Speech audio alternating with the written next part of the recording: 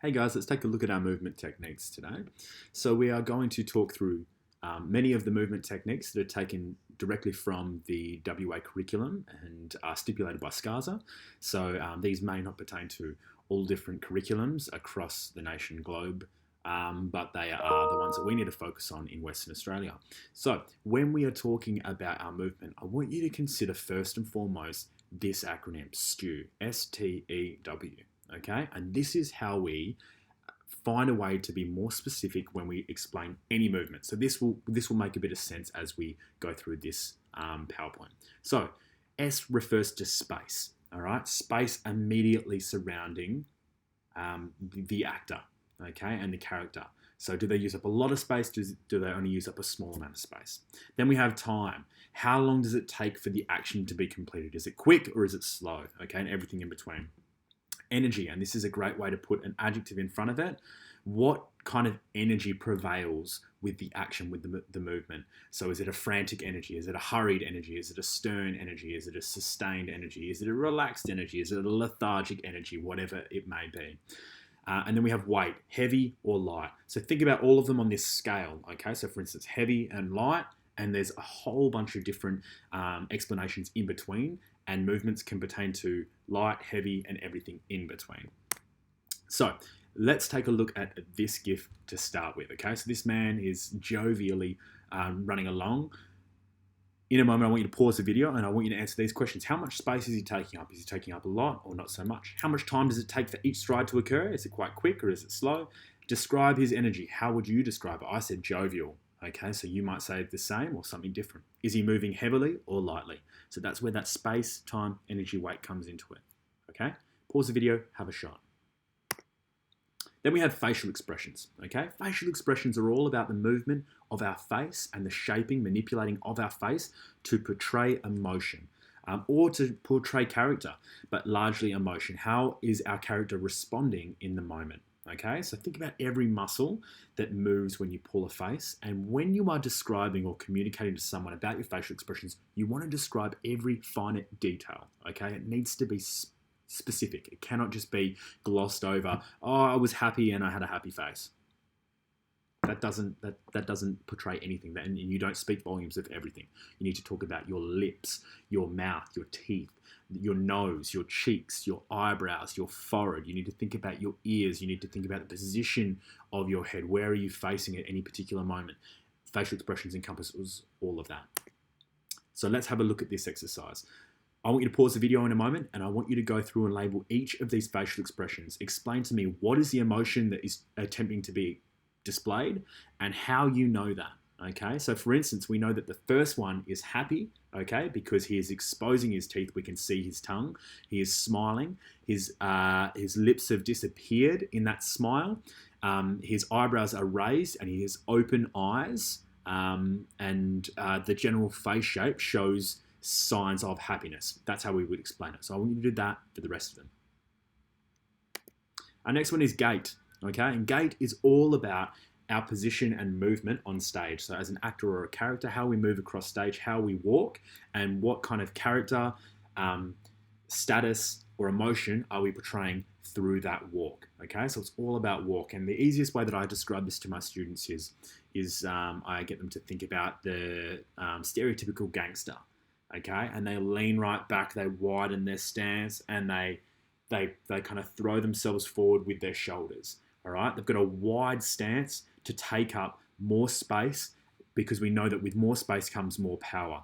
And that gangster mentality that we see stereotyped in movies so often is all about power and control and about showing that self-absorbed nature to the rest of the world, what I believe is called peacocking. So let's have a look at this man's gait, okay? His steps, he actually pauses at one moment, and we can talk about that, okay? But how does he move? Describe this character's gait using space, time, energy, and weight. Pause the video and have a shot.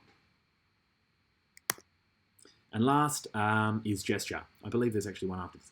Gesture. So gesture, we are talking about our arm and hand movements to evoke response and largely emotion. So what are we doing with our hands? What are we doing with our arms, our shoulders to evoke emotion, to show our character and how they are responding, reacting in a particular situation? Okay, so you can gesture with your hands, all right, waving. You can gesture with your arm, nodding, okay, and you can gesture with your shoulders, shrugging. Okay, so there's, and they're just 3 of multiple. Okay, and the idea is that you find the right one that fits your character. So, what's this lady trying to portray? Okay, her facial expressions are very, very clear, but her gesture, what is the character's gesture? How would you describe her emotional state? Okay, through that gesture. Again, stay away from the facial expressions for this one. Pause the video, have a shot. Posture. Okay, posture is all about our spine and the shape of our spine and body. Okay, it's whether we are seated upright, or whether we are seated in a hunched over position. It's whether we are relaxed and kind of drifting back, or whether we're upright and fidgety. Okay, so it can determine a character's age, it can determine their profession, it can determine their status, it can determine lots of different things. But we are talking about the position of their spine. Is it straight? Is it hunched? And what does that show us? Okay, so I want you to think about this next GIF. All right, we have this elderly man who's obviously walking across the space. All right, I want you to tell me what he's doing in order to change his posture. Okay, obviously he's elderly. We can see that from the moment we look at him, and large part of that is because of his posture. I want you to try and word that and describe that. Okay, so I'm going to get you to pause the video and have a shot. And last but not least, proxemics.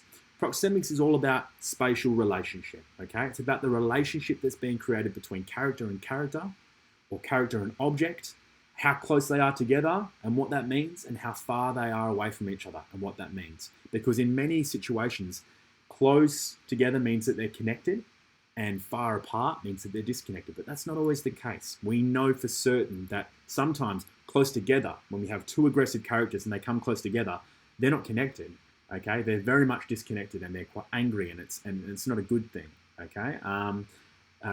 For instance, it's a positive thing when they're separated, okay? So distance for 2 people who want to beat each other up, that's definitely positive when they're separated, okay? So it's all about the relationship, spatial relationship. How far or close are you to another character or object, and why? What does that speak volumes of, okay? So I want you to have a look at this one. This is from one of my all-time favorite films. I want you to tell me the proximity that is being used here. Is it close? Is it distant? And what does that show about their relationship? These 2 characters here, what does their proximity show about their relationship? So I'm going to pause the video and have a shot at that.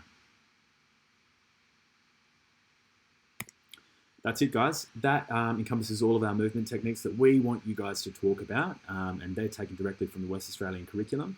So make sure that you consolidate it. Make sure that you go back and have a shot at all of those exercises if you didn't, because what it will do is it will help you to be able to write about it, which is really, really important, but also to be able to communicate it to another actor or a director. But last but definitely not least, is through that communication, you will gain a better understanding of actually what is required of you as an actor in any particular scene. Okay, so thanks for that one, guys, and I hope you learned something.